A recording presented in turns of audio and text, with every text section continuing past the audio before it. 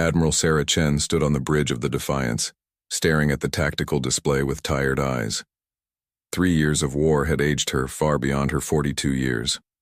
Gray streaks ran through her black hair, and deep lines marked her face. Around her, the bridge crew worked quietly at their stations, their movements carrying the weight of exhaustion and despair. The display showed what remained of Earth's defense fleet. Once, over 300 ships had protected humanity's home system. Now only 17 vessels still functioned, scattered around the moon like broken toys. Most were damaged beyond full repair, held together by emergency patches and the sheer determination of their crews. "Status report," Chen ordered, her voice hoarse from countless hours of command. Lieutenant Commander Jake Morrison looked up from his console. His uniform was stained with grease and sweat from working double shifts in the engine rooms. "Shields at 60%, Admiral. The port fusion reactor is running hot, but Chief Engineer Park says she can keep it stable for maybe 12 more hours. Chen nodded. 12 hours. It would have to be enough. The hegemony fleet would arrive long before then. The hegemony. 7 alien species working together to wipe humanity from existence. They called humans a pest species, something that had appeared in the galaxy without permission and needed to be removed. When first contact happened 5 years ago, they had expected humans to simply surrender and accept extinction quietly. They had been wrong about that. The war started when humanity refused to abandon their colonies. The aliens had given them 1 week to evacuate all human settlements and return to Earth for processing. Instead, the colonies fought back. Mining stations became fortresses, cargo ships turned into warships, civilian pilots learned to fly, combat missions. For 2 years, humanity held their own through pure stubbornness and creative tactics. The aliens had better technology, but humans had something they did not understand: the refusal to give up. When conventional weapons failed, humans built new ones. When their ships were outgunned, they found ways to fight dirty. Asteroid mines became missile launchers, space habitats became hidden bases. But creativity could only go so far against overwhelming force. The hegemony brought more ships, better weapons, stronger shields. One by one, the human colonies fell. Mars lasted 8 months under siege before the domes were breached. The Jupiter mining platforms held out for a year before their life support failed. The outer colonies simply vanished, their distress signals cut short. Now Earth stood alone, defended by a handful of battered warships and the orbital defense platforms around the moon. Even those mighty stations were failing. Platform 7 had gone dark 2 days ago. Platform 3 was down to emergency power. The others would not last much longer. "Ma'am," called Ensign Torres from the communications station, "we're getting signals from the outer sensor network. Multiple contacts, approaching from the edge of the system." Chen felt her stomach drop. "How many?" Torres worked frantically at her controls, her young face pale with fear. "I'm reading. Hundreds of contacts, Admiral. Maybe more. They're still too far out for detailed scans, but the energy signatures match hegemony vessels. Hundreds." Chen closed her eyes for a moment. The largest hegemony force they had faced before numbered 60 ships. Hundreds meant this was the final attack, the killing blow designed to end human resistance once and for all. "Time to arrival?" she asked. "At current speed, approximately 8 hours, Torres replied. Chen opened her eyes and looked around the bridge. Her crew was watching her, waiting for orders. These men and women had followed her through 3 years of hell. They deserved better than to die in a hopeless battle above Earth. But they also deserved the truth. "All ships, this is Admiral Chen," she announced over the fleet communications. "Long-range sensors have detected a large hegemony force approaching our position. This appears to be their final assault on Earth." She paused, choosing her words carefully. On 17 ships scattered around the moon, over 4,000 people were listening. Most of them would be dead by tomorrow. "I won't lie to you. The odds are not good. We are outnumbered by at least 10 to 1, possibly more.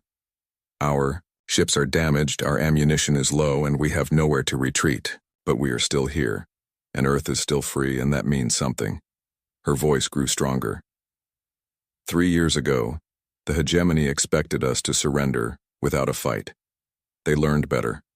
Today, they expect us to break and run when we see their fleet. They're going to learn better again. We may not win this battle, but we're going to make them pay for every inch of space.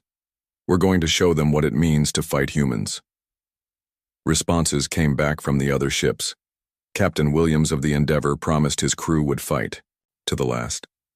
Commander Hassan of the destroyer Phoenix reported his weapons were ready. Even the badly damaged frigate Hope, limping along on one engine, confirmed they would stand and fight. Chen felt a moment of pride cut through her despair. Whatever else happened, humanity would face the end with courage. "Admiral," Morrison called from his station, "I'm detecting some unusual energy readings from the outer system.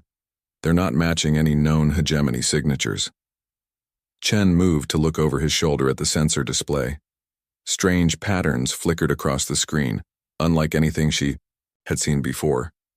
The readings seemed to phase in and out as if something was trying to hide from their sensors.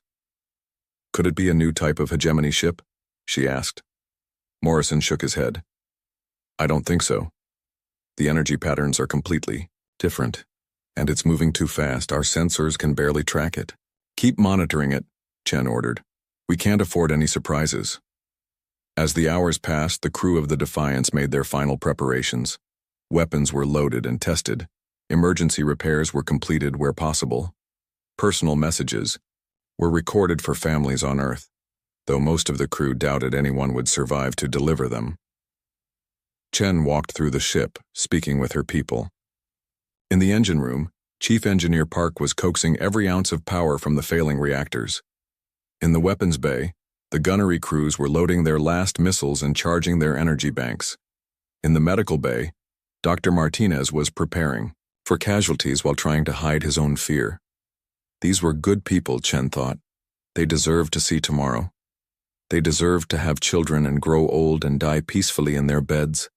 Instead, they were about to die in the cold vacuum of space, fighting a war they could not win. But that was the choice they had made. When the hegemony came, when humanity was told to surrender or die, these people had chosen to fight. Not because they thought they could win, but because some things were worth dying for. "Admiral," Torres called out as Chen returned to the bridge, "the hegemony fleet has reached the outer system. I'm getting detailed scans now." The main display lit up with contacts. Red dots filled the screen, each one representing an alien warship bent on destroying Earth. Chen counted them automatically, her military training taking over even as her heart sank. 437 confirmed contacts, Torres reported, her voice barely above a whisper. "Dreadnoughts, battlecruisers, carriers, destroyers. It's their entire remaining fleet." Chen nodded grimly. The hegemony was taking no chances. They were bringing everything they had to ensure humanity's complete destruction. "Ma'am," Morrison interrupted. "That strange energy reading I was tracking earlier, it just spiked. Something big is moving in from the edge of the system." "Another hegemony reinforcement?" Chen asked. "No, ma'am. The energy pattern is still completely different, and it's moving faster than anything should be able to move. Whatever it is, it'll reach the battle area about the same time as the main hegemony fleet." Chen stared at the display, trying to make sense of the readings. First, the hegemony arrives with their entire fleet, and now something else was approaching. Either humanity was about to face an even worse enemy, or... She shook her head. There were no allies left. Every other species in the galaxy either belonged to the hegemony or had been destroyed by them. Whatever was coming, it was not here to help. "All ships, prepare for battle," she ordered. "The hegemony fleet will be in weapons range in 2 hours. Unknown contacts approaching from the system edge. All vessels are to maintain position around Earth until we can identify the new arrivals." As the alien fleet drew closer, Chen could see them more clearly on the tactical display. Massive dreadnoughts led the formation, their hulls bristling with weapons designed to crack planets. Behind them came swarms of smaller ships, fighters and bombers that would overwhelm Earth's remaining defenses. The orbital platforms around the moon were already powering up their weapons. The ancient defense satellites that had protected Earth since the early days of human spaceflight were coming online. Even the civilian ships in Earth orbit were preparing to fight, though they stood no chance against military vessels. 1 hour to contact, Morrison reported. Chen looked around her bridge one more time. These people had trusted her to lead them through the darkest days of human history. Soon that leadership would be tested in the final battle for Earth's survival. "Ma'am," Torres called out suddenly. "The unknown contact. It's decloaking." The main display flickered, then showed something that made Chen's breath catch in her throat. A ship unlike anything she had ever seen was materializing from empty space. It was massive, easily twice the size of the largest hegemony dreadnought, but sleek and predatory in a way that suggested incredible speed and power. The hull was dark metal that seemed to absorb light rather than reflect it. Weapons ports lined its sides, though the weapons themselves were unlike any human or alien design. Energy crackled along its length, suggesting power systems that dwarfed anything in known space. "My God," Morrison whispered. "What is that thing?" Before Chen could answer, the communication system crackled to life. A voice came through the static, speaking in accented English that sounded somehow familiar yet strange. "Human vessels, this is Commander Marcus Thorne of the UES Revenant. We have come to join the battle for Earth." Chen felt her knees go weak. UES stood for United Earthship, the designation used by human vessels centuries ago. But that was impossible. No human ship could look like the massive warship on her display. And the name Revenant? She had heard it somewhere before, in history, classes, or old fleet records. "Unknown vessel, identify yourself properly," she managed to say. "What is your origin and purpose?" Static filled the channel for a moment. Then the voice returned, clearer now.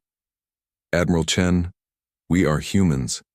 We have been lost for a very long time, but we have returned to fight for our species' survival. The hegemony fleet is about to learn why that was a mistake." As if summoned by his words, weapons fire erupted from the mysterious ship. Beams of pure energy, brighter than any laser Chen had ever seen, reached across space to strike the leading hegemony vessels. Shields that had withstood years of human attacks simply vanished. Armor that had protected alien ships through countless battles melted like ice in a furnace. In seconds, a dozen hegemony dreadnoughts were burning hulks, their crews dead or dying. The unknown ship, the Revenant, moved through space like a predator among sheep, its weapons carving through the alien fleet with terrifying ease. "Impossible," Chen breathed, watching the tactical display. "No ship should be able to do that." But even as she spoke, she felt something she had not experienced in months. Hope. Whatever the Revenant was, whoever Commander Thorne might be, they were fighting for humanity. For the first time in 3 years, Earth's defenders were not facing the enemy alone. The bridge of the Defiance fell silent as the crew watched the impossible battle unfolding on their screens.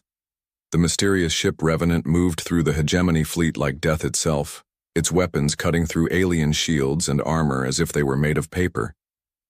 In less than 10 minutes, it had destroyed more enemy ships than the entire human fleet had managed in the past 6 months. "This can't be real," whispered Ensign Torres, her hands frozen over her console. "Nothing moves that fast. Nothing has weapons that powerful." Admiral Chen found herself agreeing, but the evidence was right there on the tactical display. The Revenant was not just fighting the aliens, it was slaughtering them.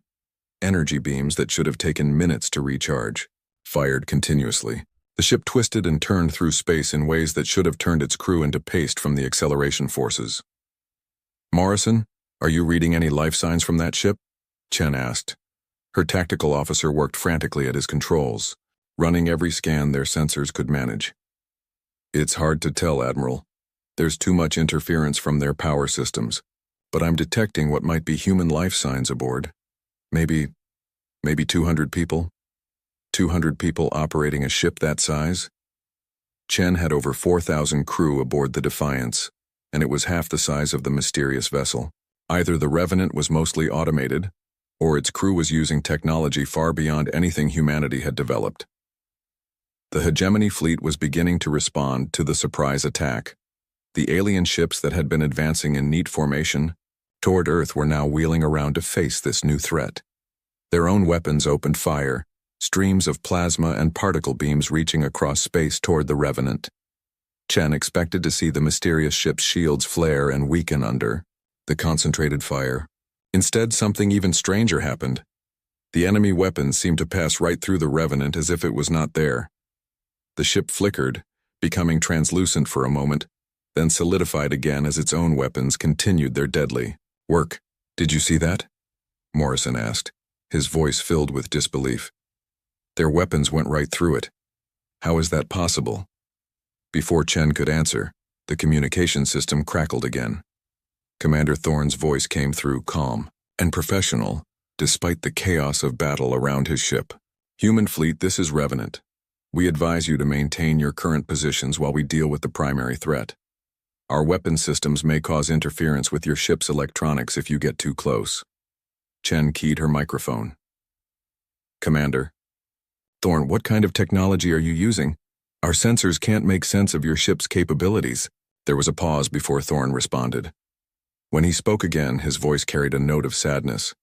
"Technology we had hoped never to use, Admiral. We will explain later, if we all survive the next few hours." The battle continued to rage around them. The Revenant had carved deep into the hegemony formation, destroying ships faster than Chen's crew could count them. But the aliens were not giving up easily. They had begun to coordinate their attacks, multiple ships firing at the same target to overwhelm whatever defensive system was protecting the mysterious vessel. For a moment, it looked like the tactic might work. The Revenant flickered more rapidly as dozens of alien weapons struck it simultaneously. Its own fire slackened, and Chen could see damage beginning to appear on its dark hull. Then the ship did something that made everyone on the Defiance bridge gasp in shock. It simply vanished. "Where did it go?" Torres asked, her voice high with panic. "I've lost it on sensors." "There," Morrison pointed at his tactical display. "It's behind the hegemony fleet. How did it get there so fast?" The Revenant had somehow teleported across thousands of kilometers of space in an instant, appearing directly behind the alien formation. Now it was firing into their rear, destroying support ships and carriers that had no heavy armor to protect them. The hegemony commanders were clearly as confused as the human defenders. Their fleet began to break apart, some ships turning to chase the Revenant while others continued toward Earth. The careful coordination they had maintained for 3 years of warfare was falling apart in the face of an enemy they could not understand. "Admiral," called Chief Engineer Park over the intercom. "Whatever that ship is doing, it's affecting our power systems. The fusion reactors are running smoother than they have in months." Chen frowned. "What do you mean?" "I mean some kind of energy field from that ship is stabilizing our power grid. The fluctuations that have been plaguing us for weeks are gone. It's like having a master engineer fine-tuning our systems from a distance." More good news came from around the fleet. Captain Williams reported that the Endeavor's damaged weapons were suddenly functioning at full capacity. Commander Hassan found that his ship's life support systems had mysteriously repaired themselves. Even the crippled frigate Hope was showing signs of improved performance. "Whatever they're doing to help us," Chen muttered. "At least we know they're on our side." The hegemony fleet was in full chaos now. The Revenant continued to appear and disappear at will, striking where the aliens least expected it, and vanishing before they could respond effectively. But Chen could see that even this miraculous ship had limits. Its fire was becoming less frequent, and she could detect actual damage to its hull from the concentrated alien attacks. "Commander Thorne," she called over the communication channel. "Your ship appears to be taking damage. Can we assist?" Thorne's laugh came through the speakers, though it sounded strained. "Negative, Admiral. Your weapons would not be effective against these targets, but we appreciate the offer." As if to prove his point, the human orbital defense platforms chose that moment to open fire on the nearest hegemony ships. Their massive particle cannons, weapons that had been designed to crack asteroids, struck the alien vessels with tremendous force. The shots that would have crippled any human ship barely scratched the hegemony shields. But something strange happened to the defense platform weapons after they fired. The energy beams seemed to grow brighter and more focused as they traveled through space, as if something was amplifying them. When they struck their targets, the alien shields actually flickered and weakened. The Revenant is boosting our weapons, Morrison realized. Somehow it's enhancing the power of everything we fire. Chen felt a chill run down her spine. What kind of technology could reach across space to improve other ships' weapons? What kind of power source could sustain that kind of enhancement while fighting the largest alien fleet in history? The answer came in fragments over the next hour as the battle continued. The Revenant would occasionally flicker back into normal, space long enough for the human sensors to get better readings. Each time, Morrison's instruments detected energy patterns that should not exist according to known physics. "Admiral," he reported during one such scan, "I'm reading temporal distortions around their ship and their power source. It's giving off readings that look like they're drawing energy from somewhere else. Not fusion, not antimatter, something completely different." "Time distortion?" Chen asked. "You mean like time travel?" "I don't know. Maybe. The readings don't match anything in our databases, but there's definitely something strange about the space around that ship." The battle was turning in humanity's favor, but slowly. The Revenant had destroyed perhaps a third of the hegemony fleet, but there were still hundreds of alien ships remaining. And Chen could see that the mysterious vessel was beginning to show real strain. Its movements were becoming less fluid, its weapons fire less accurate. Then something happened that changed everything. The Revenant suddenly stopped moving. It hung in space near the center of the hegemony formation, no longer dodging or disappearing. For a moment, Chen thought it had been disabled. Then she realized what was actually happening. The ship was charging up for something big. Energy began to build around the Revenant's hull, crackling arcs of power that made space itself seem to bend and twist. The readings on Morrison's instruments went wild, showing energy levels that should have torn the ship apart. "All human vessels, emergency withdrawal to minimum safe distance."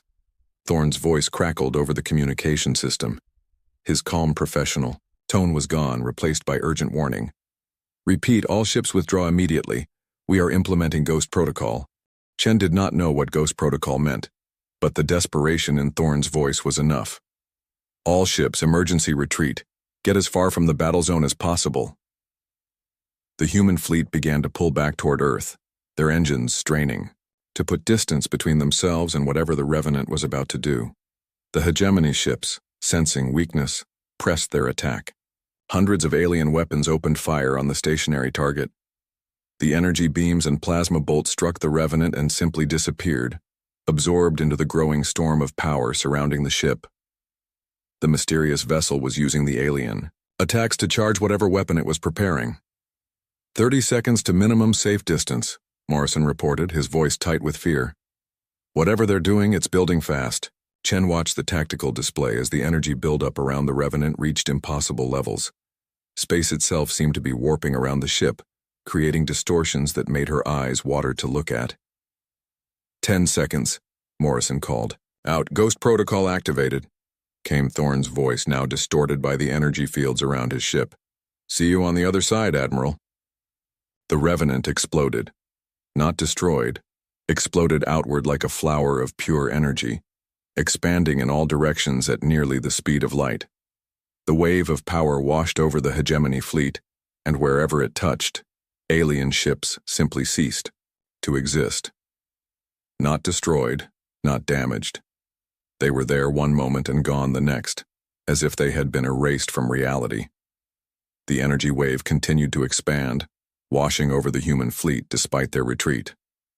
Chen braced for destruction, but instead felt a strange tingling sensation as the wave passed through the Defiance. Around her, the bridge lights flickered and then burned brighter than before. "Report," she called out as the energy wave faded. "All systems showing massive improvements." Park's voice came over the intercom, filled with wonder. "The reactors are running at 120% efficiency. Weapons are charged, shields are at maximum power. It's like we just got a complete overhaul." Similar reports came in from across the fleet. Every human ship had been enhanced by the strange energy wave, their systems operating better than the day they were built. But of the Revenant, there was no sign. The mysterious ship had vanished along with most of the hegemony fleet, leaving only empty space in the enhanced human vessels. Did we win? Torres asked quietly. Chen looked at the tactical display. Of the 437 hegemony ships that had attacked Earth, less than 50 remained. Those survivors were already turning away, fleeing toward the edge of the system. I think we did, she said, hardly believing her own words. But I have no idea how. As the human fleet regrouped and began rescue operations for damaged ships, Chen found herself staring at the empty space where the Revenant had disappeared. Who was Commander Thorne? Where had his ship come from? And what was Ghost Protocol? The questions would haunt her dreams. But for now, Earth was safe. Somehow, impossibly, humanity had survived. 3 days after the battle, Admiral Chen stood in her quarters aboard the Defiance, staring out the viewport at Earth. The blue marble hung peaceful in space, showing no signs of the desperate battle that had been fought to save it. But Chen could not shake the memory of the mysterious ship that had appeared from nowhere to rescue humanity, the Revenant. The name had been bothering her since the battle ended. She had heard it before, somewhere in her military training or perhaps in history classes at the academy. Finally, she had asked the ship's computer to search through the historical databases. What it found made her blood run cold. The UES Revenant had been one of the first ships to attempt faster-than-light travel, back in the early days of human space exploration over 300 years ago. It had been part of Project Longshot, humanity's first serious attempt to reach another star system. The ship had been launched toward Alpha Centauri with a crew of 200 volunteers, equipped with an experimental jump drive that theoretically could fold space-time. It had vanished without a trace during its first jump attempt. No wreckage was ever found. No distress signals were received. The Revenant and its crew had simply disappeared, written off as another victim of humanity's early, dangerous attempts to conquer the stars. But Commander Thorne had called his ship the Revenant. He had spoken with an accent that sounded like Old Earth Standard, the formal version of English used in official documents centuries ago. His crew complement had been exactly 200 people. It was impossible. But so had been everything else about that battle. Chen's thoughts were interrupted by a chime from her communication console. Admiral, we're receiving a transmission. From the edge of the system, came Torres's voice. It's using the same encryption protocols as the Revenant. Chen felt her heart skip a beat. I'll be right there. She hurried to the bridge where her senior staff was already assembled around the communication station. Torres was working frantically at her controls, trying to clean up the signal. It's very weak, the young ensign reported, almost like it's coming from very far away or from something that's barely there. Can you put it through? Chen asked. I think so. Signal is stabilizing. Now. The speakers crackled with static. Then a familiar voice came through, distorted but unmistakably. Commander Thorne. Admiral Chen, can you hear me? We hear you, Commander, Chen replied. Where are you? Our sensors show nothing in your last known position. A sound that might have been laughter came through the static. That's a complicated question, Admiral. We exist, but not entirely in your time stream. The Ghost Protocol displaced us partially outside normal space-time. We have perhaps an hour before we fade completely. Commander, I need to know who you really are. Our records show the Revenant was lost over 300 years ago. There was a long pause before Thorne answered. Your records are correct, Admiral. We were lost, but not in the way anyone thought. The story that emerged over the next hour was almost too incredible to believe. The Revenant had not been destroyed when it attempted its first faster-than-light jump. Instead, the experimental drive had torn a hole in space-time, throwing the ship forward through history. Not just forward in time, but into a pocket dimension that ran parallel to normal space. We watched. Thorne's voice came through the static, growing weaker as he spoke. For 3 centuries, we watched as humanity spread to the stars. We saw the colonies establish, the first contact with alien species, the beginning of the war. We were trapped outside of time, able to observe but never to act. Chen found herself leaning forward, hanging on every word. How did you get back? We didn't come back alone, Admiral. In that pocket dimension, we found something. the ruins of an ancient civilization, older than any species currently active in the galaxy. They called themselves the Architects, and they had built wonders that made our technology look like stone tools. Morrison looked up from his sensor console. Admiral, I'm detecting multiple energy signatures throughout the system. Weak ones similar to the Revenant, but even more faded. Thorne's voice continued, barely audible now. The Architects had been destroyed by the same alien coalition now calling itself the Hegemony. 7 species working together to eliminate any potential rivals, just as they tried to do to humanity. But the Architects had time to prepare. They hid their technology, their knowledge, waiting for someone worthy to find it. And you found it, Chen said. We spent 200 years learning from them. Our ship, our weapons, our ability to phase. Through space and time, it all came from Architect technology. But we paid a price for it. The knowledge changed us, bound us to that pocket dimension. We could only return to normal space for brief periods, and only at moments of great crisis. The signal was fading rapidly now, Thorne's voice becoming little, more than a whisper in the static. The Architects left us a warning, Admiral. They became too comfortable with their power, too confident in their superiority. When the Hegemony came for them, they were not prepared for such determined enemies. We must not make the same mistake. Commander, Chen called out, is there any way to stabilize your position? We need your help to rebuild. We cannot stay, came the fading reply. But we are not the only ones who found the Architect ruins. Other human ships, lost throughout our history, are also returning. They will come when humanity needs them most. Morrison suddenly looked up from his console, excitement clear in his voice. Admiral, I'm reading new contacts throughout the system. Ships decloaking, all using similar technology to the Revenant. The main display lit up with new contacts. 5 ships materialized from empty space, each one different from the others but all clearly built with the same impossible technology as the Revenant. Their hulls bore the faded markings of human vessels, names and registration numbers from different eras of space exploration. My God, whispered Chief Science Officer Park, who had come to the bridge to witness this impossible reunion. The UES Prometheus. That ship was lost during the Mars terraforming disaster, and the Endeavour, that was the Centauri colony ship, that vanished 50 years ago. They're all ships from our history. Each vessel looked like it had been rebuilt from the ground up, enhanced with the same dark metal and crackling energy fields as the Revenant. But unlike Thorne's ship, these vessels seemed more stable, more able to exist in normal space-time. The communication system crackled again, this time with multiple voices speaking in overlapping transmissions. This is Captain Sarah Martinez of the Prometheus. We lost our ship trying to save the Mars colonies, but we found something better in the darkness. Commander David Kim, UES Endeavour.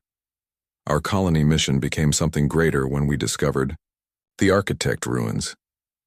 Captain Lisa Okafor, UES Valkyrie. We've been waiting 3 centuries for this moment. Chen felt tears forming in her eyes as she listened to the voices of humanity's lost children. These were people who had volunteered for dangerous missions decades or centuries ago, who had been mourned as heroes and written into the history books. Now they had returned, transformed by alien technology but still recognizably human. How many of you are there? She asked. 17 ships in total, came Martinez's voice from the Prometheus.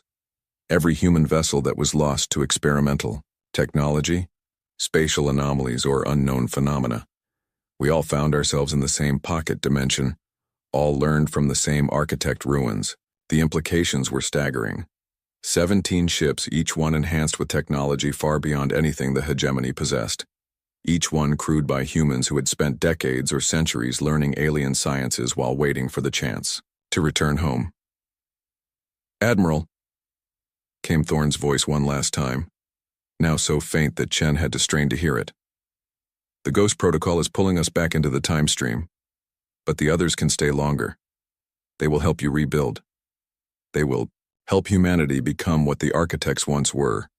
Commander, wait, Chen began, but the signal was already gone. On the tactical display, the faded contact that might have been the Revenant flickered once and disappeared forever.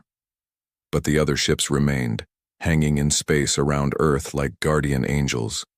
As Chen watched, they began to move toward the human fleet with fluid grace that made their vessels look like living things rather than machines. "Admiral," Torres called out, "we're receiving technical data streams from all the newcomer ships. Engineering specifications, weapon designs, shield technologies. It's incredible. This is centuries ahead of anything we've developed." Chen nodded, still trying to process everything she had learned. The lost ships of human history had returned, bringing with them the knowledge of an ancient civilization that had once ruled the galaxy. The technology that could make humanity a match for any enemy in space. "Captain Martinez," she called out, to the Prometheus. "What happens now?" Martinez's reply came immediately. "Now we teach you everything we learned, Admiral. The hegemony may have retreated, but they will be back. When they come, humanity will be ready for them." As the enhanced human ships took up positions around Earth, Chen felt something she had not experienced in years: confidence in humanity's future. The war was far from over, but for the first time since it began, humanity had allies who understood both human determination and alien technology. The Ghost Fleet had returned home, and nothing in the galaxy would ever be the same. "All ships," Chen announced over the fleet communication network, "prepare to receive technical teams from our new allies. We have a lot to learn, and not much. Time to learn it." As the sun set over Earth's Pacific Ocean, casting long shadows across the blue marble that had nearly been destroyed, Chen allowed herself a small smile. Humanity had survived its darkest hour. Now it was time to ensure that survival became victory.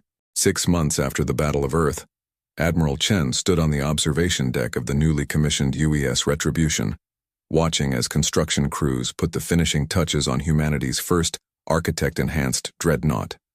The ship was a marvel of combined human and alien technology. Sleek lines of dark metal interwoven with the familiar angular design of human engineering. Around Earth's orbital shipyards, dozens of similar vessels were under construction. The knowledge brought back by the Ghost Fleet had revolutionized human shipbuilding in ways that would have taken centuries to develop naturally.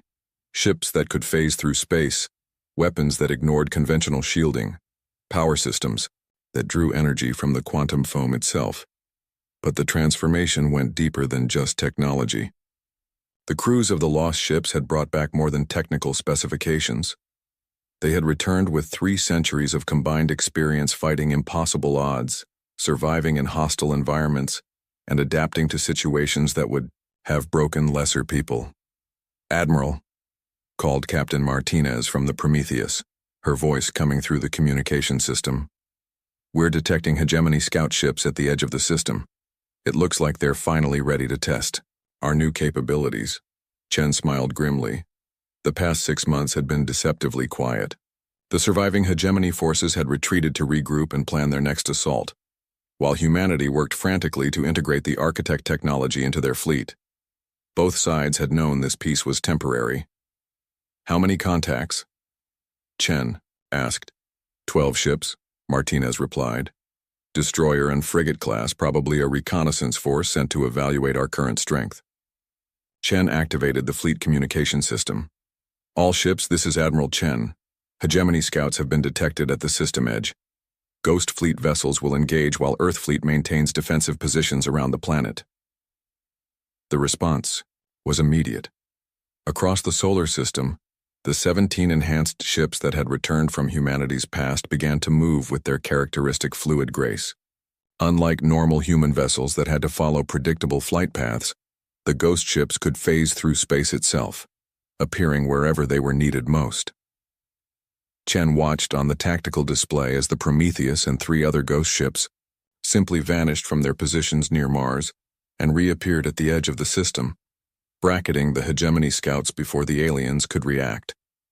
The battle, if it could even be called that, was over in minutes. The alien ships, expecting to face the same desperate human defenders they had fought for 3 years, instead encountered weapons that tore through their shields like tissue paper. Energy beams that phased through conventional armor to strike vital systems directly. Ships that could appear behind them without warning. All targets neutralized, Martinez reported calmly. We've captured 2 enemy vessels intact for intelligence analysis. Chen felt a surge of satisfaction. For 3 years, humanity had been on the defensive, barely managing to survive each hegemony assault. Now, for the first time, they were the hunters instead of the prey. But the real test would come soon. The scout force had been sending data back to the main hegemony fleet throughout the battle. Within days, the aliens would know that humanity had somehow acquired technology far beyond their previous capabilities.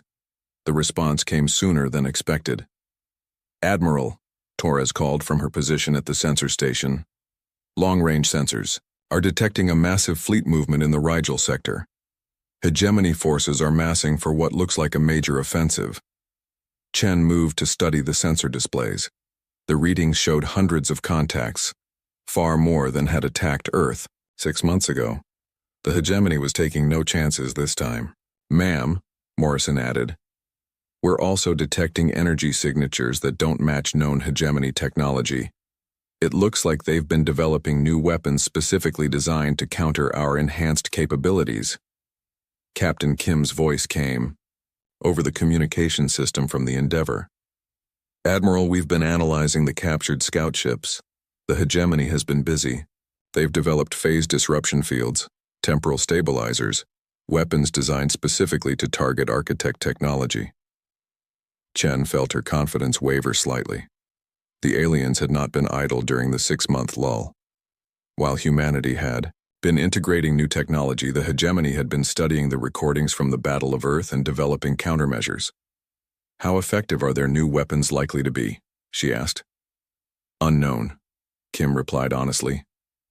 "The architect technology is incredibly advanced, but the hegemony has had millions of years to study warfare. They learn from their defeats just as we do." Over the next week, reports continued to come in about the massive hegemony buildup. Intelligence gathered from the captured scouts revealed the scope of their plans. This would not be another attempt to simply overwhelm Earth with numbers. The aliens were preparing for a campaign of total extermination, bringing every weapon they had ever developed against stubborn enemies.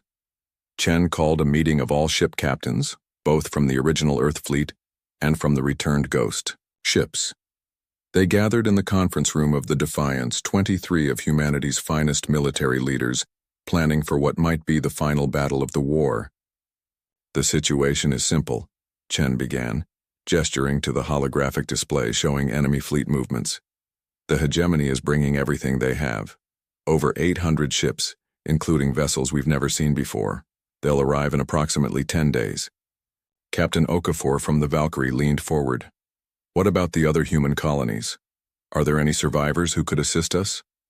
"The Centauri colony managed to evacuate before their system fell," reported Captain Williams from the Endeavor. "They're en route to Earth with 30 civilian ships that have been converted for combat. The Mars orbital habitats are providing what support they can. Beyond that, we're on our own." Martinez spoke up from her position near the holographic display. "The Ghost Fleet has been analyzing hegemony tactical patterns for 3 centuries. We know how they think, how they fight. But this will be different from any battle they've fought before. They're coming to end this war permanently." Chen studied the faces around the table. These were people who had already given everything for humanity's survival. The original Earth fleet captains showed the strain of 3 years of constant warfare, while the Ghost ship commanders carried the weight of centuries spent preparing for this moment. "What are our chances?" she asked quietly. The room fell silent for a moment. Finally, Kim spoke up. "With the architect technology, we can match their firepower. Our ships are individually superior to theirs, but they still outnumber us significantly, and their new weapons are designed specifically to counter our advantages." "There's something else," added Captain Torres from the rebuilt Phoenix. "Intelligence suggests they're bringing planet-killer weapons. If they can't defeat our fleet, they'll simply destroy Earth from a distance." Chen felt the familiar weight of command settle on her shoulders. Once again, she would be leading humanity into a battle they might not survive. But this time, they had a fighting chance. "We have 10 days to prepare," she said finally. "I want every ship upgraded with the latest architect enhancements. All civilian populations move to underground shelters or off-world evacuation ships, and I want contingency plans for every possible scenario, including the complete destruction of our fleet. As the meeting broke up and the captains returned to their ships, Martinez approached Chen privately. "Admiral, there's something else you should know. The Ghost Fleet has been working on a final protocol, something we hoped never to use." "Another Ghost protocol?" Chen asked, remembering the sacrifice of the Revenant. "Something like that. The architects left behind more than just technology.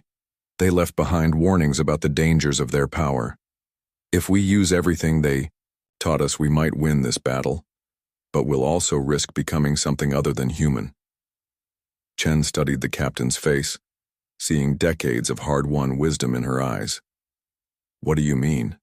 "The architect technology doesn't just enhance our ships, Admiral. It changes the people who use it. Extended exposure to their quantum field generators, their temporal manipulation systems, their consciousness interface networks. It all leaves a mark. The crews of the Ghost ships have already been changed by our time in the pocket dimension. If we push the technology to its limits, if we use the ultimate weapons the architects developed, there may be no going back." The implications were staggering. Humanity could win the war, could defeat the hegemony once and for all, but the cost might be their own humanity.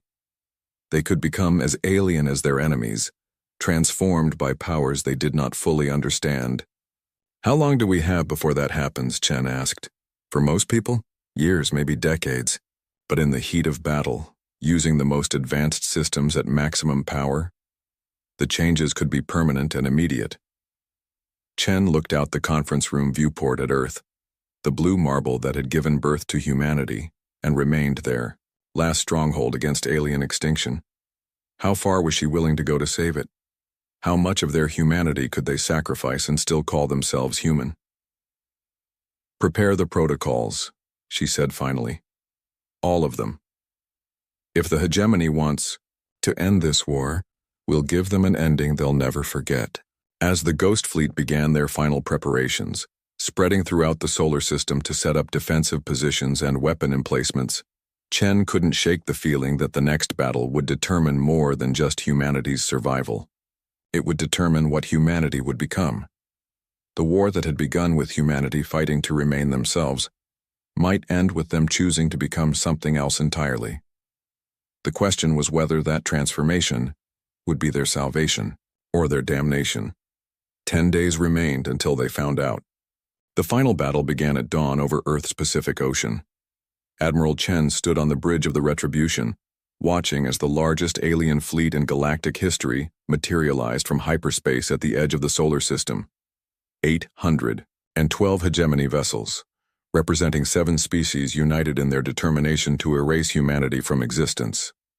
"All positions report ready," Torres announced from her station. Around the solar system, the combined human fleet had taken up defensive positions. 47 ships enhanced with architect technology, supported by hundreds of older vessels, orbital platforms, and hastily converted civilian craft. The odds were still impossibly against them, but Chen no longer felt the despair that had marked humanity's earlier battles. Her people had learned too much, grown too strong, and come too far to surrender now. "Ghost Fleet, report status," she called over the communication network. Captain Martinez's voice came back immediately from the Prometheus. "All 17 ships are standing by, Admiral. Final protocols are loaded and ready for implementation on your command." The final protocols. Chen tried not to think about what Martinez had told her during their private conversation.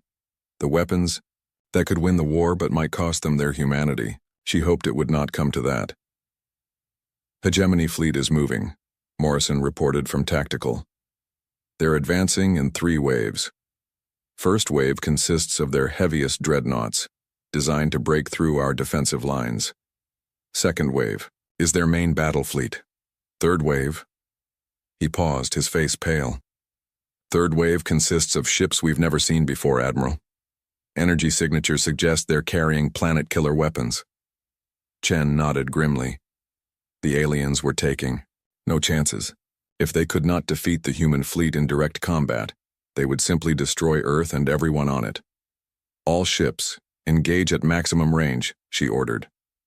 Ghost Fleet, you are authorized to use enhanced protocols. Repeat, enhanced protocols are authorized. The space around Earth erupted in weapons fire as the two fleets collided. Human ships enhanced with architect technology phased in and out of normal space, appearing behind enemy vessels to deliver devastating attacks before vanishing again. Energy beams that ignored conventional shielding tore through alien armor, while quantum torpedoes destroyed targets from the inside out. But the hegemony had not been idle during their 6-month preparation period. Their new weapons proved devastatingly effective against the ghost ships. Phase disruption fields prevented human vessels from disappearing at will, while temporal stabilizers locked them into normal space-time. For the first time since the Ghost Fleet's return, human ships were taking serious damage. Endeavour is reporting critical systems failure, Torres called out. Captain Kim says their phase drive has been completely disabled. On the tactical display, Chen watched as the human ship materialized in the middle of a group of enemy dreadnoughts unable to escape. Alien weapons converged on the helpless vessel, and Chen was certain she was about to watch another of humanity's heroes die. Instead, something incredible happened. The Endeavour began to glow with internal light, its hull becoming translucent, as energy coursed through its structure. When the alien weapons struck, they simply passed through the ship as if it was not there. But the Endeavour's return fire was devastatingly real, carving through enemy vessels with unprecedented fury. "What just happened?" Chen asked. Martinez's voice came over the communication channel, strain evident in her tone. Captain Kim activated the consciousness interface protocol. He's merged his mind directly with the ship's architect systems. The vessel is no longer entirely physical. It exists partially as a thought form guided by human will. Chen felt a chill. This was what Martinez had warned her about. The technology that could win the war but transform its users into something beyond human understanding. The battle raged for hours as both sides threw everything they had into the conflict. Human casualties mounted as the hegemony's new weapons proved their effectiveness, but alien losses were equally severe. The ghost ships, even when prevented from phasing, fought with a skill and determination that no alien species could match. But slowly, inevitably, the human fleet was being overwhelmed. There were simply too many enemy ships, and the hegemony's planet-killer weapons were getting closer to Earth with each passing minute. "Admiral," Martinez's voice crackled over the communication system.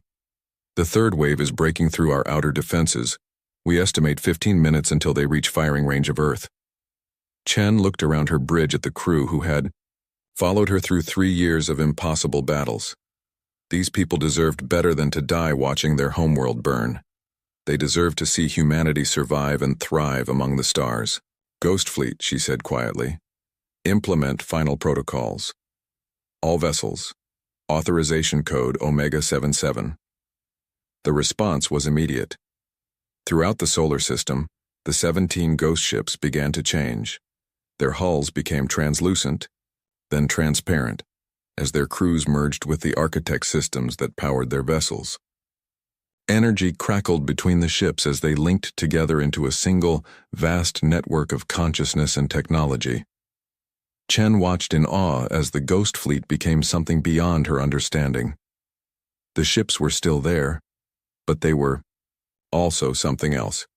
A fusion of human determination and alien technology that existed as much in the realm of thought as in physical space. When the transformed fleet struck back at the hegemony, the aliens had no defense. Weapons that existed partially outside normal space-time carved through their formations. Ships that could rewrite the laws of physics in their local area made the enemy's technological advantages meaningless. The battle turned in humanity's favor within minutes. But Chen could see the cost. The crews of the ghost ships were being transformed by their intimate connection to the architect technology. They were becoming something new, something that might no longer be entirely human. "All vessels," came a voice over the communication channel. But it was no longer clearly Martinez or Kim or any individual captain. The Ghost Fleet was speaking with a single voice, a merger of 17 human crews into something greater. "The planet killers must be stopped. We will create a temporal barrier around Earth to protect it, but the process will require complete Integration with the architect systems. Chen understood. The ghost ships would sacrifice their human nature entirely to save Earth. They would become something alien themselves to ensure that humanity could remain human. Do it, she whispered. The ghost fleet moved as one entity toward the approaching planet-killer ships. Energy beyond imagining began to build around them as they prepared to create a barrier through time itself. A defense that would protect Earth not just from physical attack, but from the very possibility of destruction. The hegemony fleet, recognizing the threat, concentrated all their remaining firepower on the transformed human ships. But their weapons had no more effect than throwing stones at a hurricane. The ghost fleet had moved beyond the realm where conventional physics applied. Light erupted throughout the solar system as the temporal barrier formed around Earth. Space itself twisted and bent as the ghost ships rewrote reality to ensure their homeworld's protection. The planet-killer weapons fired their devastating beams at Earth, but the energy simply vanished into the temporal distortions, absorbed and redirected harmlessly into empty space. When the light faded, the ghost ships were gone. In their place hung 17 points of pure energy, consciousness that had transcended physical form, while retaining their human memories and devotion to their species. But their sacrifice had done more than just protect Earth. As the temporal barrier settled into place, Chen realized that every human ship in the system was being affected. The architect technology that had been integrated into their vessels was resonating with the energy field created by the Ghost Fleet's transformation. "Admiral," Morrison called out, his voice filled with wonder. "Our weapon systems are upgrading themselves. Shields, engines, everything. It's all becoming more advanced in real time." The same transformation was happening throughout the human fleet. Ships that had been built with partial architect enhancements were becoming fully integrated with the alien technology. But unlike the Ghost Fleet's complete transformation, this change was gentler, preserving their human crews while expanding their capabilities. Chen felt it herself as the bridge of the retribution began to glow with soft light. Knowledge flowed into her mind, not the overwhelming merger experienced by the ghost ships, but a gradual understanding of how to use the advanced systems now at her disposal. Across the fleet, human captains were discovering that their ships could now phase through space at will, that their weapons could ignore any known defense, that their shields could deflect attacks that should have destroyed them. The Ghost Fleet's sacrifice had not just protected Earth, it had elevated all of humanity to a new level of technological capability. The remaining hegemony forces, faced with an enemy that had suddenly transcended their understanding, began to retreat. Their advanced weapons and numerical superiority meant nothing against ships that operated according to principles beyond their comprehension. "All hegemony vessels," Chen broadcast on all frequencies. "This is Admiral Sarah Chen of the United Earth Space Force. You have witnessed what happens when humanity is pushed to its limits. We offer you this one chance to withdraw from human space and never return." The alien response came quickly. "Human fleet? This is Hegemony Battle Coordinator Vashati. We acknowledge your superiority. Our forces will withdraw beyond the outer rim and will not return to your territories." Chen could hear the fear in the alien's voice. For millions of years, the hegemony had been the dominant force in the galaxy, crushing any species that might challenge them. Now, they had encountered something that surpassed their understanding, and they were afraid. As the hegemony fleet jumped away into hyperspace, Chen looked out at the solar system that had been transformed by the final battle. Earth hung peaceful in its protective temporal field, while around it floated the energy forms that had once been the Ghost Fleet. They were gone as individual humans, but their consciousness remained, watching over the world they had died to protect. "Admiral," Torres said quietly, "we're receiving signals from across human space. The colonies that survived the war, the evacuation fleets, the hidden settlements, they're all reporting the same thing. Their ships and installations are being upgraded with architect technology. Whatever the Ghost Fleet did, it's affecting all of humanity." Chen smiled as she realized the full scope of what had happened. The sacrifice of the 17 lost ships had not just saved Earth or won the war. It had elevated the entire human species. giving them the tools and knowledge they would need to rebuild and expand beyond anything they had dreamed possible. But it had come at a cost. 17 crews, thousands of people who had spent centuries preparing for this moment, had given up their humanity to ensure their species' survival. They would be remembered forever as the heroes who saved not just Earth, but the future itself. All ships, Chen announced over the fleet communication network. The war is over, humanity has survived, and we have been given gifts beyond imagination. But we must remember the price that was paid for our victory. We must be better than those who came before us.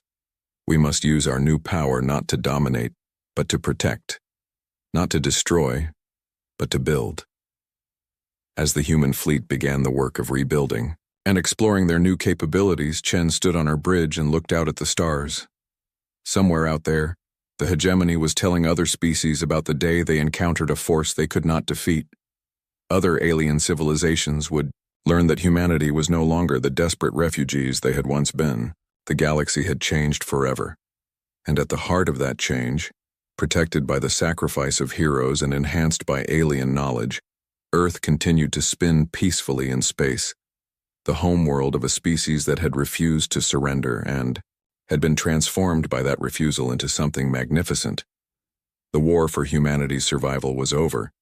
The age of humanity's ascendance had begun. Admiral Tom Marcus stood on the bridge of the UES Nemesis, staring at the stars through the main view screen. His weathered face showed the deep lines of a man who had seen too much death. 3 months ago, the aliens had attacked Earth's outer colonies without warning. 2 billion people died in a single day. Status report, Marcus said, his voice calm despite the weight on his shoulders. Lieutenant Jack Reed looked up from his control panel. All systems ready. Admiral, the quantum drive is stable. Weapons are charged. Marcus nodded. The Nemesis was humanity's last hope. A warship built in secret using technology the aliens never expected humans to understand, let alone improve upon. Its sleek, black hull absorbed light rather than reflected it. Even now, hovering just beyond Earth's moon, it was nearly invisible to normal sensors. "Show me the enemy fleet," Marcus ordered. The main screen changed to display 5 massive alien warships approaching Earth. Each one was at least 3 times larger than the Nemesis. Their hulls gleamed with a metallic blue sheen that seemed to ripple like water.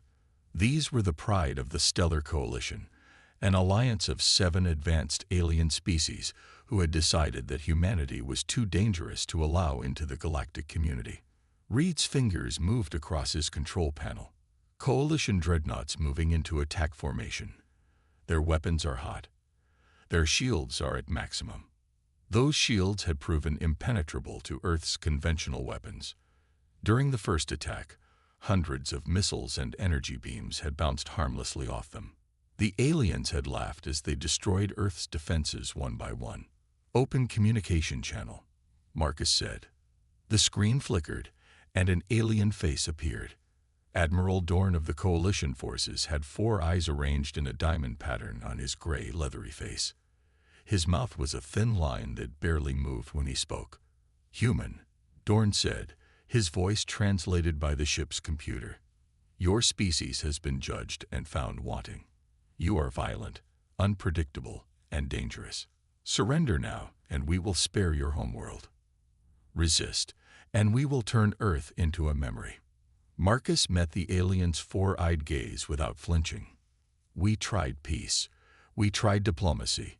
You responded by killing billions of innocent people. A necessary precaution," Dorn replied coldly. "Your kind spreads like a disease. Better to cut out the infection before it spreads." "You made one mistake," Marcus said. "You didn't kill all of us." He signaled Reed to cut the communication. The alien's face disappeared from the screen. Commander Anna Wilson, the ship's chief engineer, approached Marcus. Her hands were stained with engine grease, and dark circles under her eyes showed she hadn't slept in days. "The Void Protocol is ready," she said quietly. "But sir, we've never tested it at full power. The simulations show a 90% chance of success. But if something goes wrong, "We're no worse off than we already are," Marcus replied. "They're going to kill us all anyway." Wilson nodded grimly and returned to her station. Marcus addressed the bridge crew. "What we do today will be remembered for as long as humans exist. The Coalition thinks they know what humans are capable of. They think they've seen our best weapons, our best tactics." He paused, looking at each crew member in turn. "They're wrong." Reed's console beeped urgently. "Coalition ships are launching fighters. Hundreds of them." The view screen showed small craft pouring out of the larger ships like angry insects from a disturbed nest. Each fighter was armed with weapons that could level a city. "Good," Marcus said. "Let them commit their forces." The bridge crew exchanged nervous glances. This wasn't the reaction they expected from their admiral. "Sir," Reed questioned. "The more they commit, the more they'll lose," Marcus explained. "And the message will be that much clearer." He turned to Wilson. "Begin the Void Protocol." Wilson took a deep breath and pressed a sequence of commands into her panel. Deep within the Nemesis, something impossible began to happen. The revolutionary quantum drive, built from technology stolen from a crashed alien scout ship and improved upon by Earth's most brilliant minds, started to bend reality itself. The lights on the bridge dimmed for a moment, then returned to normal. A low hum filled the ship, felt more than heard, vibrating through the deck plates and up through the crew's boots. "Displacement field active," Wilson reported, her voice tight with tension. Reality anchor holding steady. On the view screen, the approaching alien fighters suddenly seemed confused. They slowed, then started to circle, clearly unable to locate the Nemesis. "They can't see us," Reed said with wonder in his voice. "The displacement field is working. We're partially phased out of normal spacetime." Marcus allowed himself a small smile. "Now for the real test. Target the lead dreadnought. Prepare the molecular dissociation beams." The weapons officer, Lieutenant Sam Grant, programmed the targeting sequence. "Target locked, sir."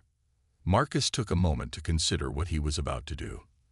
The molecular dissociation beams were unlike any weapon ever used in combat. They didn't explode, burn, or pierce. Instead, they simply convinced matter to stop being matter, to break apart at the molecular level. "Fire," he ordered.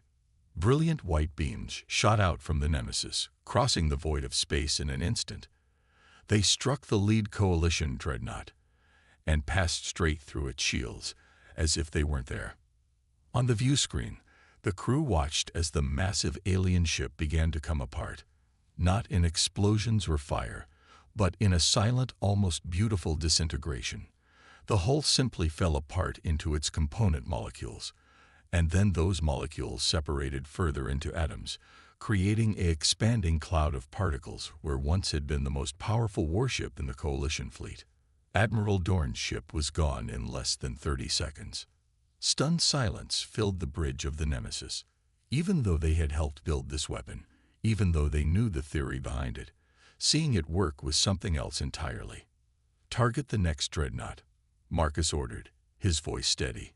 2 more Coalition ships suffered the same fate as the first. The remaining 2 began to turn away, accelerating to maximum speed. "They're running," Reed said in disbelief. "Let them go," Marcus replied. "We need witnesses. The galaxy needs to know what happens when you corner humanity." As the Coalition survivors fled at maximum speed, they transmitted a single message that would soon echo across the galaxy. Beware the human warship. Beware the Nemesis. The battle, if it could even be called that, was over in less than 5 minutes. 3 of the most powerful warships in the galaxy had been reduced to clouds of drifting particles, and humanity on the brink of extinction had just changed the rules of war forever. Marcus looked at his crew, seeing hope in their eyes for the first time in months. "This is just the beginning," he told them. "Today, we showed them that humanity doesn't bow. Tomorrow, we take the fight to them." 2 weeks after the Nemesis destroyed 3 Coalition dreadnoughts, Admiral Marcus stood in the war room beneath the ruins of what was once the United Earth Defense Headquarters. The underground chamber was filled with military officers and government officials, all gathered around a large holographic display showing the movements of alien fleets across the galaxy. "They're pulling back," General Kate Brown said, pointing to several flashing dots representing coalition forces, not just from Earth, but from all human colonies. President James Ward, a tall man with silver hair and tired eyes, studied the display. "Are they regrouping for another attack?" "No, sir," Marcus replied. "They're running scared. Our intelligence suggests they've abandoned 7 outposts near human space completely." Lieutenant Reed entered the room, carrying a data tablet. He saluted before speaking. "Admiral, we've intercepted communications from across Coalition space. I think you'll want to see this." Reed connected his tablet to the main display. The hologram changed to show recordings from various alien news broadcasts, all showing the same footage, the moment when the Nemesis destroyed the Coalition flagship. The room fell silent as they watched the massive alien warship dissolve into a cloud of particles. "They're calling it the Dissolution," Reed explained. "The recording came from one of the Coalition ships that escaped. It's been shared across 17 different alien networks." "Good," Marcus said. "Fear can be a powerful deterrent." President Ward frowned. "Fear can also unite enemies against a common threat. Us." The hologram shifted again, showing a meeting of alien leaders. Various species, some humanoid, others with bodies shaped like nothing on Earth, argued heatedly. "This is from the Galactic Council," Reed said. "They've called an emergency session to discuss the human threat. Some are demanding immediate action, others are advising caution." An alien with blue skin and 4 arms spoke on the recording. "The humans have created a weapon that violates the laws of physics as we understand them. If they can do this to warships, they can do it to planets, to stars. They must be contained before they perfect this technology further." Another alien, this one resembling a large insect, replied. "The Coalition attacked them first, destroyed their colonies, killed billions. What did you expect them to do? Surrender and die quietly?" The recording ended, and President Ward turned to Marcus. "How many ships can we build with this technology?" "That's the problem, sir," Marcus answered. "The Nemesis is one of a kind. We barely understood the alien technology. We reverse-engineered to build it. Dr. West and her team needed 3 years to create one working prototype." Commander Wilson stepped forward. "The quantum displacement drive is extremely complex, and the molecular dissociation beams require materials we can barely manufacture. We could build maybe 2 more ships in the next year, but not a fleet. Then we're still vulnerable," Ward concluded. "If they unite against us." An alarm blared, interrupting the president. Red lights flashed throughout the war room. "What's happening?" Ward demanded. A communications officer's voice came over the speaker. "Sir, we've detected a single alien vessel approaching Earth. It's not Coalition design. The ship is broadcasting on all frequencies, requesting permission to approach." "Show me," Marcus ordered. The holographic display changed to show a sleek, silver ship unlike any they had seen before. It was smaller than the Coalition dreadnoughts, with an elegant design that suggested speed rather than power. "It's a Meridian diplomatic vessel," Reed identified after checking his data. "The Meridians have stayed neutral in the conflict so far." "They could be carrying a weapon," General Brown warned. "A suicide attack." Marcus considered for a moment. "Get the Nemesis ready for immediate launch. If this is a trick, we'll respond accordingly." He turned to the communications officer. "Grant them permission to approach, but keep them in orbit. We'll send a shuttle up to meet them." 6 hours later, Marcus sat across from Ambassador Kell of the Meridian Empire in a secure meeting room aboard an orbital platform. The ambassador had a humanoid appearance, though his skin had a silvery sheen, and his eyes were completely black. "Admiral Marcus," Kell began, his voice translated by a small device on his collar, "your demonstration of power has changed everything. The Coalition believed they understood humanity's capabilities. They were wrong. and they have paid for that mistake. Why are you here, Ambassador? Marcus asked directly. To offer an alliance, Kell replied. The Meridian Empire has always recognized humanity's potential. While the Coalition sought to crush you, we chose to watch and wait. What you have achieved with the Nemesis proves we were right to do so. Marcus leaned forward. An alliance against the Coalition. Against whatever comes next, Kell said. The Coalition is fracturing. Some species want revenge.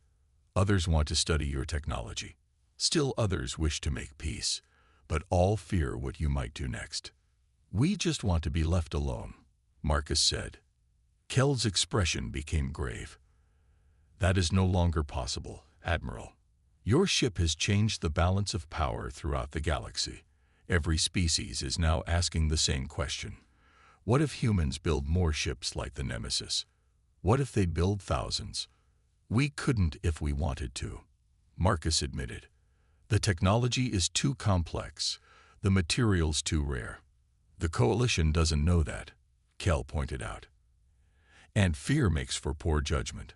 Already, there are whispers of a preemptive strike against Earth, not by the Coalition alone, but by a temporary alliance of multiple species. They attack us again, they'll suffer the same fate, Marcus warned. Perhaps, Kell acknowledged. But even your remarkable ship cannot fight the combined fleets of a dozen worlds. My government offers not just alliance, but assistance. We have resources you need, manufacturing capabilities. In return, we ask for protection.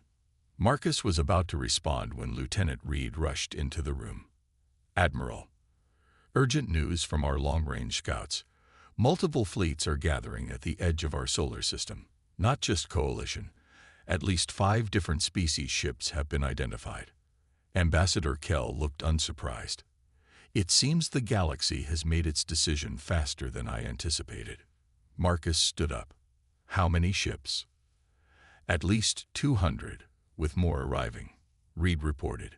Sir, the Nemesis can't fight that many, even with the displacement technology. Marcus turned back to Kell. How quickly can your empire provide the resources you mentioned? Not quickly enough to build more ships like yours before this fleet arrives, Kell admitted, but perhaps quick enough to enhance the one you have. Marcus nodded grimly. Then we have work to do. The galaxy thinks humanity is more dangerous than we actually are. It seems we need to live up to their expectations. As Marcus left to prepare the Nemesis for what might be its final battle, he knew that humanity's survival would depend not just on the power of their revolutionary warship, but on their ability to make the galaxy believe they had more where that came from. Admiral Marcus stood on the bridge of the Nemesis, watching as the alien fleet grew larger on the view screen. In the 3 days since Ambassador Kell's warning, the number of enemy ships had grown from 200 to over 500. They formed a massive wall of metal at the edge of the solar system, just beyond the orbit of Neptune. Status report, Marcus ordered, his voice betraying none of the fear he felt inside. Lieutenant Reed looked up from his station. 537 ships, Admiral. We've identified vessels from 8 different species. The Coalition makes up about half the fleet. The rest are from the Trell Concordance, the Voss Dominion, and several smaller powers. Commander Wilson entered the bridge, followed by Dr. Jane West and 2 Meridian engineers. Dr. West was the lead scientist who had created the molecular dissociation beams. She was a small woman with short gray hair and intense eyes that missed nothing. The modifications are complete, Wilson reported. The Meridian's power crystals have boosted our energy output by 30%. Dr. West nodded in agreement. The displacement field can now cover a larger area, and the dissociation beams have greater range. But Admiral, even with these improvements, we can't fight that many ships. Marcus knew she was right. The Nemesis was powerful, but not invincible. It could perhaps destroy 20 or 30 enemy vessels before being overwhelmed. We don't need to fight them all, he said. We just need to make them believe we can. He turned to the communications officer. Open a channel to their command ship. The view screen changed to show an alien with scaly red skin and yellow eyes. Admiral Vex of the Trell Concordance looked down at Marcus with obvious contempt. "Human," Vex said. "Your time has come. Your weapon is impressive, but it cannot save you now. Surrender the Nemesis and all research related to its technology, or we will destroy your planet." Marcus met the alien's gaze calmly. "You've gathered quite a fleet, Admiral Vex. Tell me, did you bring them all here to die?" Vex's expression didn't change, but Marcus noticed a slight twitch in his eye. "Your arrogance is typical of your species. One ship cannot defeat hundreds." "You're right," Marcus agreed, surprising the alien admiral. "One ship can't defeat hundreds, but what about 10 ships, or 20? He nodded to Reed, who pressed a sequence on his console. The view screen split to show the alien fleet on one side and what appeared to be empty space on the other. "I don't understand," Vex said. "Let me help you," Marcus replied. "Computer, deactivate stealth systems on Defense Group Alpha." For a moment, nothing happened. Then, on the right side of the screen, 10 warships identical to the Nemesis appeared, seemingly out of nowhere. They were arranged in a perfect formation, their black hulls absorbing the light of the distant sun. Vex's yellow eyes widened. "Impossible. Our sensors detected nothing." "The displacement technology works as a stealth system too," Marcus explained, hiding his smile. "And these are just the ships we want you to see." What Vex didn't know, what no one outside a small circle of Earth's leadership knew, was that the other ships were not real. They were holographic projections created by devices the Meridians had helped install around the solar system. The Nemesis was still the only ship of its kind, but the alien fleet didn't know that. "Final warning," Marcus said, his voice hard. "Leave Earth space now, or face the consequences." The screen went black as Vex cut the communication. "Do you think they bought it?" Reed asked. "We'll find out soon enough," Marcus replied. They didn't have to wait long. Within minutes, the alien fleet began to move, not toward Earth, but away, breaking formation as ships from different species started to retreat in different directions. "Sir," Reed reported, excitement in his voice, 30% of the fleet is withdrawing, mostly smaller powers. Wait, the Voss ships are leaving too. Dr. West smiled for the first time in days. The bluff is working. But the celebration was short-lived. On the view screen, the remaining ships, still over 300 strong, began to advance toward Earth. "Coalition and Trell ships are moving into attack formation," Reed said, his voice tense again. "They're not running." Marcus had expected this. Some would rather fight than look weak. "Prepare for battle." He turned to the weapons officer. "Target the lead Trell cruiser. Full power to the dissociation beams." The Nemesis moved forward, its displacement drive creating the strange rippling effect that made it look like the ship was passing through different layers of reality. Behind it, the holographic projections of the other 10 ships did the same, mimicking the flagship's movements perfectly.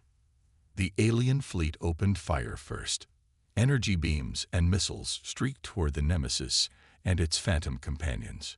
Most passed harmlessly through the holographic ships, but several hit the Nemesis itself. Its advanced shields absorbed the impacts, but the ship shuddered under the assault. "Return fire," Marcus ordered. The Nemesis fired its dissociation beams.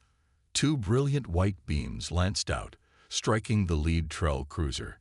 Just as with the Coalition dreadnoughts weeks earlier, the massive alien ship began to disintegrate, breaking apart at the molecular level. The effect on the alien fleet was immediate. Ships began to change course, trying to avoid the deadly beams, but in their panic, they fell into disarray, some colliding with others. "Sir," Reed called out, "I'm picking up massive energy readings from the Coalition flagship. They're charging some kind of weapon." Before Marcus could respond, a massive burst of energy erupted from the Coalition flagship. It wasn't aimed at the Nemesis, but at one of the holographic ships. The energy passed through the false image without effect, revealing the deception. "They know," Wilson shouted. "They've figured out the other ships aren't real." The alien fleet regrouped quickly, and this time all their fire focused on the real nemesis. The ship rocked violently as multiple impacts hammered its shields. "Shields at 60% and falling," Reed reported. "We can't take much more of this." Marcus gripped the arms of his command chair. The gamble had failed. The nemesis was powerful, but it couldn't fight hundreds of ships at once. Earth was doomed. Then, just as hope seemed lost, new alerts sounded on the bridge. "Sir, detecting multiple ships dropping out of faster-than-light travel," Reed exclaimed. "They're Meridian vessels. 50 of them, heavily armed." Ambassador Kell's face appeared on the communication screen. "Admiral Marcus, the Meridian High Council has voted. We stand with Earth. Our fleet is at your disposal." As the Meridian ships engaged the alien armada, Marcus realized that humanity had gained something perhaps more valuable than their revolutionary warship. They had found an ally in a hostile galaxy. The battle for Earth's survival had only just begun. 2 hours into the battle, the space around Earth looked like a deadly light show. Energy beams crossed the darkness in all directions. Explosions bloomed like silent flowers. Disabled ships, both alien and Meridian, drifted through the battlefield. In the middle of it all, the nemesis moved like a shadow, appearing in one place only to vanish and reappear somewhere else. Its displacement drive gave it an advantage no other ship could match: the ability to partially phase out of normal spacetime, making it nearly impossible to hit. On the bridge, Admiral Marcus wiped sweat from his forehead. Despite the ship's advanced cooling systems, the temperature had risen as power was diverted to weapons and defenses. "Status report," he ordered. Lieutenant Reed's fingers danced across his console. "We've destroyed 23 enemy vessels. The Meridians have taken down another 38.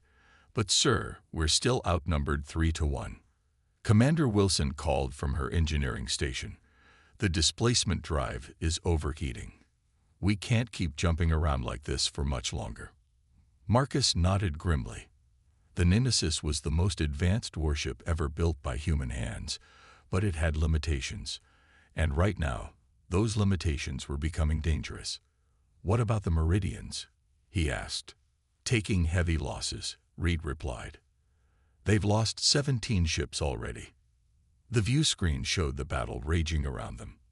The Meridian vessels, sleek, silver ships that moved with surprising speed, were fighting bravely, but they lacked the Nemesis's advanced weapons. They could damage the enemy ships but not destroy them as efficiently. "Sir," Reed said suddenly, "I'm picking up a transmission from Earth. It's President Ward." "Put him through," Marcus ordered. The president's face appeared on a side screen. He looked tired but determined. "Admiral, we've received word from our lunar base. Dr. West has completed her work." Marcus felt a surge of hope. 3 days ago, before the battle began, he had sent Dr. West to the secret research facility on the far side of the moon. Her mission: to find a way to amplify the Nemesis's weapons to affect multiple targets at once. "Can she deliver?" Marcus asked. "She says she can," Ward confirmed. "But there's a catch. The amplifier needs to be at the center of the enemy fleet to work properly, and it will drain all power from the Nemesis for several minutes afterward." Marcus understood what that meant. They would have one shot, and then be completely vulnerable. If it didn't work, Earth would fall. "How soon can she get it to us?" he asked. "She's already on her way," Ward replied. "A small shuttle, coming in from the dark side of the moon. The enemy is focused on your battle. They might not notice her." No sooner had the president finished speaking than the ship rocked violently. Warning alarms blared across the bridge. "Direct hit," Wilson shouted. "Shields at 20%. The displacement drive is failing," another officer reported. "We can't phase out again for at least 10 minutes." Marcus made his decision. "Pull back to Earth orbit. Have the Meridians cover our retreat." He turned to the communications officer. "Send a message to Dr. West. We'll rendezvous with her behind Earth's satellite defense network. As the Nemesis withdrew from the main battle, the enemy ships sensed weakness and began to pursue. The Meridian vessels moved to intercept, sacrificing themselves to buy time. 30 minutes later, a small shuttle docked with the Nemesis in the shadow of Earth's largest orbital defense platform. Dr. West hurried onto the bridge, carrying a metal case. "This better work, Jane," Marcus said as she arrived. Dr. West opened the case to reveal a strange device that pulsed with blue light. "It will work, Tom. But like the President said, we need to be in the middle of their fleet. And once we activate it, every system on this ship will shut down for approximately 4 minutes while the power transfers to the amplifier." 4 minutes is a lifetime in battle, Marcus said. "Yes," Dr. West agreed. "But if this works, there won't be much of a battle left." Marcus studied the tactical display. The Meridian fleet was being pushed back. Earth's orbital defenses had joined the fight, but they were designed to handle a few ships at a time, not hundreds. "We don't have a choice," he finally said. "Engineer Wilson, how soon can we get the displacement drive back online?"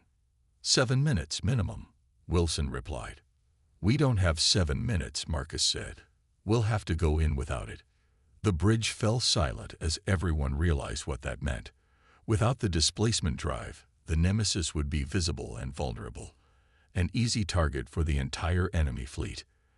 "I need a volunteer," Marcus said.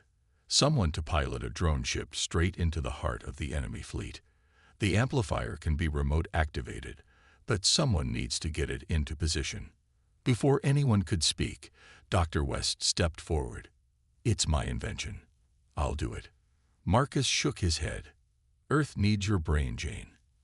I need your brain." "I'll—" "Sir," Lieutenant Reed interrupted, "I've plotted a course. If we use the moon's gravity to slingshot around, we can build up enough speed to reach the center of their formation before they can react. But the Nemesis would be too obvious. They'd shoot us down immediately." "What are you suggesting?" Marcus asked. Reed stood up straight. "Give me a shuttle. I'll carry the amplifier. They won't waste time on a single shuttle when they have the Nemesis to worry about." Marcus looked at his young lieutenant. Reed was barely 30, with his whole life ahead of him. "It's a one-way trip, Jack. You know that, right?" Reed nodded. "For Earth, sir. For all of us." 1 hour later, the battle entered its final phase. The Nemesis emerged from behind Earth's moon, all weapons firing, drawing the attention of the entire enemy fleet. At the same time, a small shuttle piloted by Lieutenant Reed accelerated toward the center of the alien armada. As expected, the enemy focused their fire on the Nemesis. The human warship took hit after hit, its shields failing under the barrage. "Shuttle status?"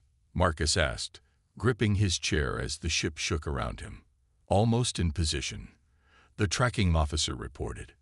"Enemy ships are beginning to notice it. They're firing. The shuttle is hit but still moving."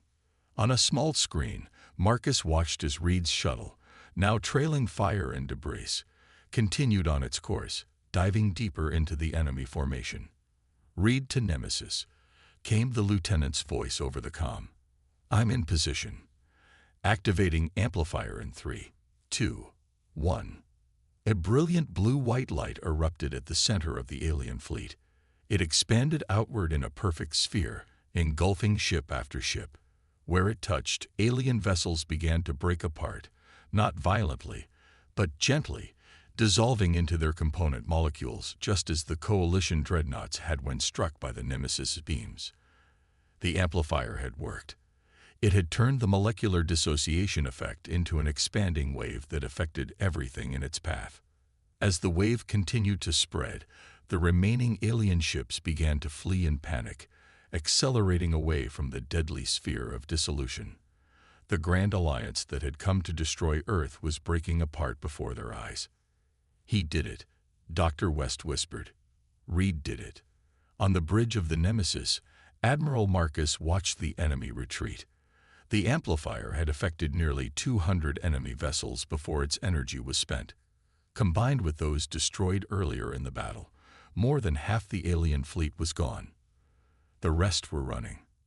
"Send a message to all ships," Marcus ordered. "Earth is under the protection of the Nemesis and its sisters. Any further aggression will be met with total dissolution." It was a bluff. They had no sister ships.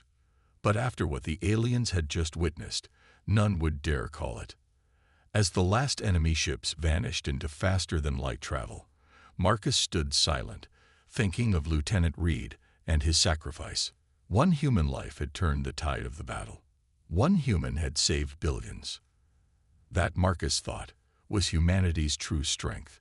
Not the advanced technology, not the deadly weapons, but the will to stand against impossible odds, and the courage to sacrifice everything for others. The galaxy had tried to exterminate humanity and failed.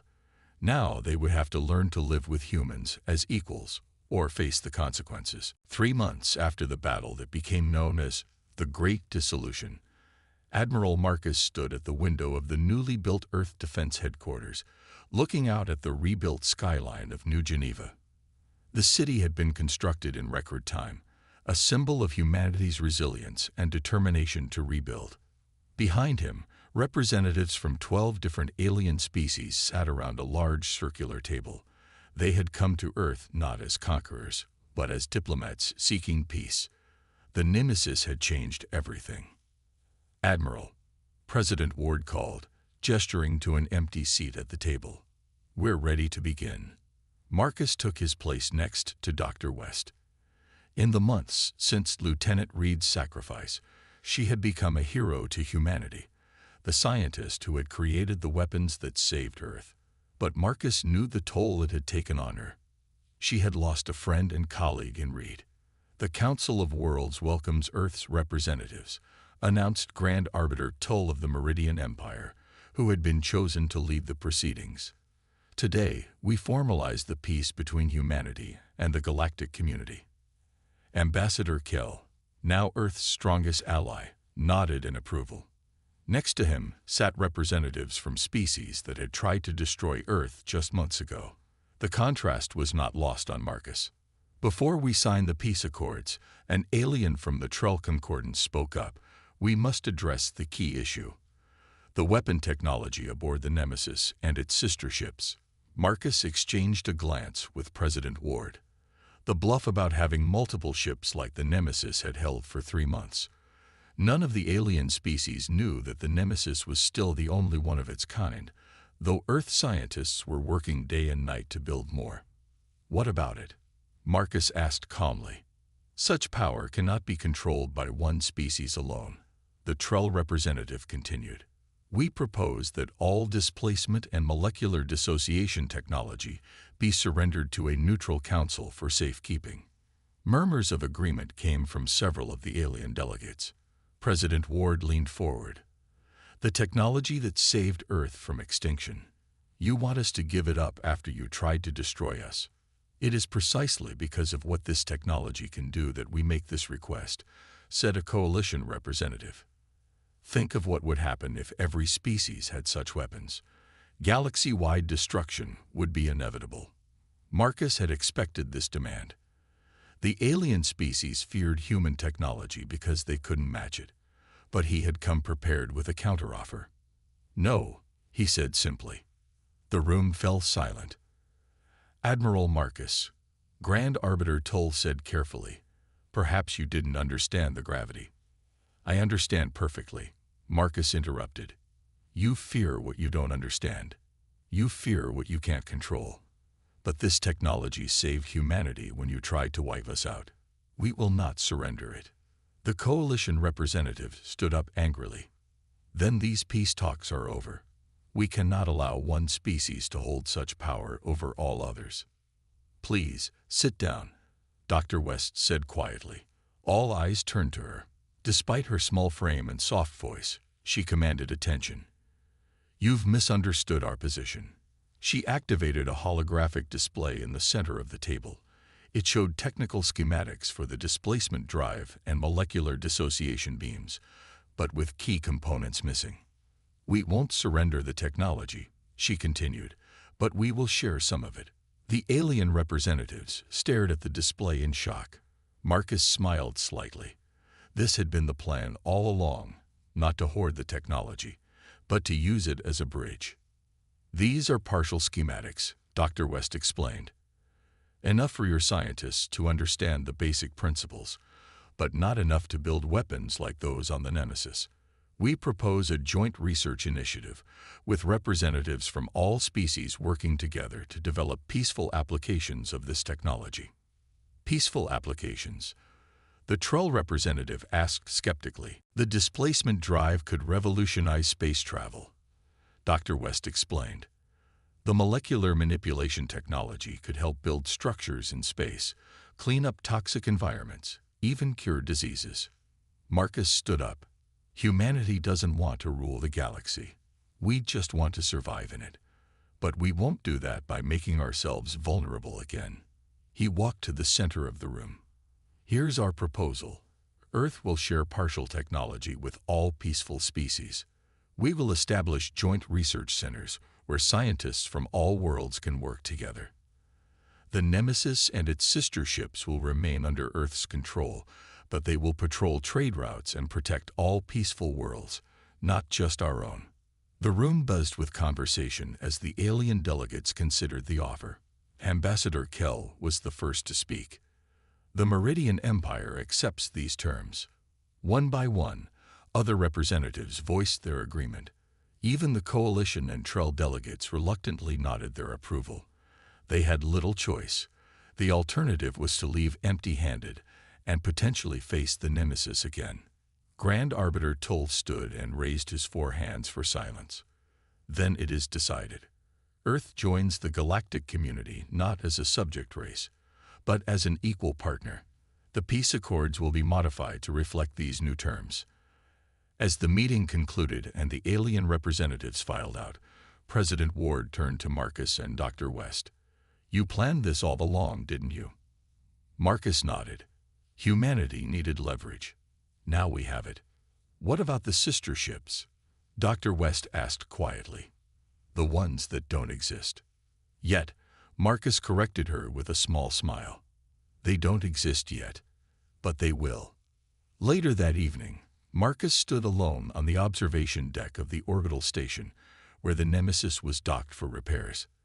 The massive warship, scared from battle but still imposing, filled the viewport.